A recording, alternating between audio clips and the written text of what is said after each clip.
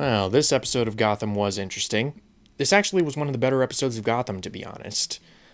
Still not up to the greatness that I think a lot of people were hoping for, but still, there were some changes made, particularly changes made to the status quo and some of the relationships that I really enjoyed and I thought could really pave the way for some interesting material. Now, the plot of this episode is that this mysterious figure who is calling himself the Spirit of the Goat, who, judging by the promos, I actually got this incorrect in the last vlog. I actually thought this guy was the Scarecrow because he looked like him, he sounded like him. So yeah, I thought he was the Scarecrow, but he's the Spirit of the Goat. He's been basically kidnapping a bunch of Gotham's rich firstborns and sacrificing them to some satanic deity or something like that. And Bullock had actually arrested, or not arrested this guy, he had actually killed this guy years before, after the guy had crippled his former partner, this guy named Dix, who sounds exactly like William Devane's character, Dr. Dix, from the Jesse Stone movies, but I digress. And now the Spirit of the Goat is back, and Bullock's like, how is this possible? I mean, I shot him like 5 or 6 times. So Gordon is faced with this, and in conjunction, he's really trying to maintain the faith of his wife, and trying to couple with, do I tell her, do I not tell her? And at the same time, Montoya and Allen are hot on his trail for supposedly killing Cobblepot. Now that's about it. We don't have any Fish Mooney or any Bruce Wayne this episode, which, hey, those are typically the characters I have a problem with. But once again, we're not really shown much of Selina Kyle, so we're still not completely sure what she wants in the grand scheme of things. I mean, we can guess, or at least I can guess from past experience and knowing the character, I can guess that she cares really about self-preservation. But in all honesty, it seems like these writers are not quite sure what to do with her as a character at this point. Not only because she doesn't really have much to do with the overall plot, she is just kind of this peripheral character, but also she's not technically supposed to be Catwoman yet, so it seems like the writers are kind of writing her into these little episodic stints or cameos, and just kind of writing her in there to be like, oh, remember her? Yeah, she's still in the show. She's not going to do anything, but she's in the show. So I will give, on one hand, it's not like they're trying to force her into the plot like they are with Bruce Wayne, but then again, one has to wonder what's the point of even including her if they're not going to use her for any of the stories. And I'll tell you, marketing. But yeah, they really need to find a way, if not to write them into the plot, then just excise them completely. Although, like I said, they have tried to write Bruce Wayne into the plot, and that hasn't really gone so well. But to get off of that real quick, one thing I liked about this episode is that we're not really shown any kind of uncertainty on Barbara's part as to Jim Gordon's morality, because Cobblepot showed up at his door 1 or 2 episodes ago, and B, she's definitely leaning towards Gordon's side rather than Montoya's side, because Gordon is really, you can tell, and this is partially due to Ben McKenzie's performance, you can tell that he is really trying to be honest with her, but he's scared of something. I mean, he would be honest with her if he could, but he just can't. And she really seems to understand that.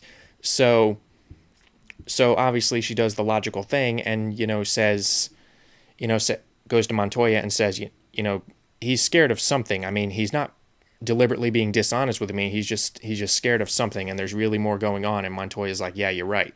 But you need to get out of here because we're going to arrest Gordon because we have a witness. So yeah, I like how we can finally conclude the subplot of, Montoya and Crispus Allen going after Gordon instead of, going after someone who is actually threatening the city. Because honestly, there was only so long they could keep up, the Gordon running from the law, or there was only so long they could keep up this plotline of secrecy before it really starts to wear thin. And I think they cut it off at just the right time. And I also liked that we got some insight into Bullock's character and why he is the way he is. I really like how he was not really the first guy. He was not really the guy to originate the thoughts that he currently has on the concept of heroes. And they found a really nice way to tie that in with him potentially gaining a greater respect for Gordon when Gordon shows absolutely no reluctance to go after the spirit of the goat, and when he saves him from the spirit of the goat. So yeah, I like that this experience has brought them a little closer. In addition, I'm interested to see where it's going to end up in the next episode. Now that it's revealed that Gordon didn't really kill Cobblepot, because that's where this episode ends. That little cliffhanger. And there was also the matter of Cobblepot returning to his mom, played by Carol Kane, who I don't think I mentioned this in the previous vlog, but Carol Kane looks almost exactly like she did in The Princess Bride. I was just waiting for Billy Crystal to show up as Cobblepot's dad, but we can't have everything, right? She's somewhat cartoonish, but she's cartoonish in that kind of enjoyable way, kind of like Cobblepot himself. And once again, I'm more interested in him than a lot of the other characters on the show. I'm interested to see how he's going to ascend his way through the ranks, and how he potentially sees Gordon as a means to an end, and maybe even like a genuine friend. So yeah. Once again, they're laying some solid foundation with the character of Oswald Cobblepot. Again, probably one of the biggest surprises, because Penguin is not exactly one of my favorite Batman characters, and to make him one of the more interesting characters on this show, I don't know, I'm just a little surprised. Now, things that didn't work as well were the Nigma scenes, the scenes with Edward Nigma, who, once again, they're kind of hammering home this point of, get it, he's going to become the Riddler. To be fair, they did kind of pull back on that a little bit this episode, in that he wasn't always in your face. He was just kind of trying to, I don't know, he felt more natural in his behavior this time around. Maybe it's just that I've had to have some time to get used to him. Maybe it's just that we've seen him outside of the crime scene, and trying to charm this one woman in the filing room.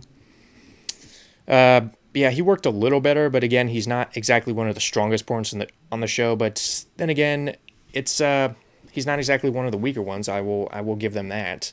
And lastly, we have the villain. Now, the villains on Gotham have just been kind of passable up to this point.